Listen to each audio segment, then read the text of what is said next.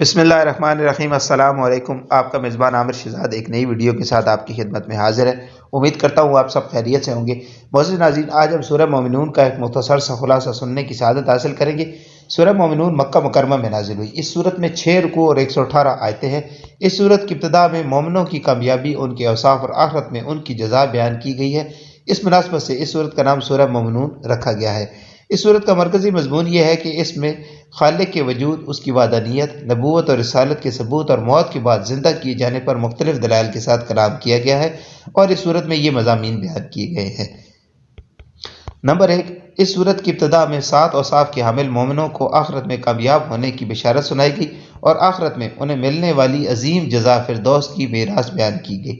Number 2، اللہ تعالیٰ کے وجود، اس کی وحدانیت اور قدرت پر انسان کی مختلف مراحل میں تخلیق، آسمانوں کو کسی سابقہ مثال کے بغیر پیدا کرنے، باغات اور نباتات کی نشوونما کے لیے آسمان کی طرف سے پانی نازل کرنے، انسان کے لیے مختلف منافع والے جانور پیدا کرنے، اور سامان کی نقل و حمل اور سواری کے لیے کشتیوں کو انسان کے تابع کرنے کے ساتھ استدلال کیا گیا ہے۔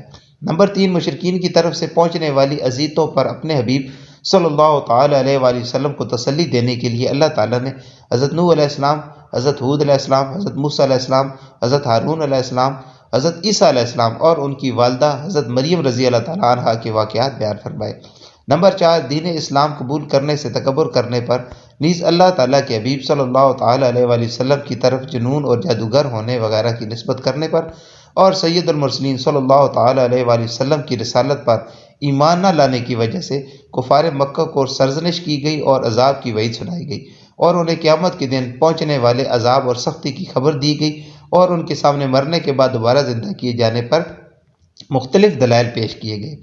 نمبر 5، انہی آیات کے ضمن میں انسان پر کی گئی نعمتوں کے ذریعے انہیں نصیحت کی گئی، اور مرنے کے بعد دوبارہ زندہ ہونے کا انکار کرنے، اللہ تعالیٰ کی طرف اولاد کی نسبت کرنے اور اللہ تعالیٰ کے شریک ٹھہرانے کا شدید رد کیا گیا۔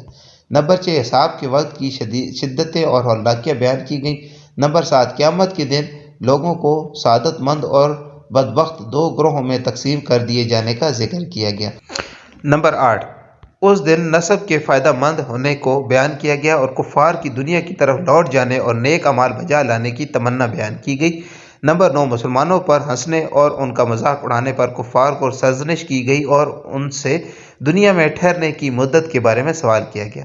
10، بتوں کی پوجا کرنے والوں کے خسارے اور نیک اعمال کرنے والے اہل ایمان کی نجات اور ان پر اللہ تعالیٰ کی رحمت و مغفرت کا ذکر کیا گیا ہے۔